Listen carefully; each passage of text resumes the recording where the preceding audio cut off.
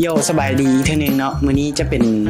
มื้อที่พวกเขามาจัดฝึกอบรมอยู่แลบละลายซึ่งการฝึกอบรมมื้อนี้มันจะเกี่ยวกับฝึกอบรมน้องๆที่10ทีมที่ผ่านเข้ารอบคัดเลือกการมาผลิตพอดแคสต์หรือว่าการแข่งขันพอดแคสต์ที่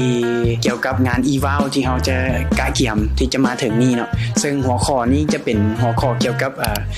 การแต่งดองก่อนวัยอันควรส่งผลต่อความรุนแรงทางเพศแนวใดเนาะซึ่งในนี้จะมีน้องๆ10ทีม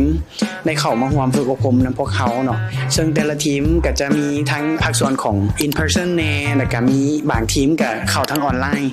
ที่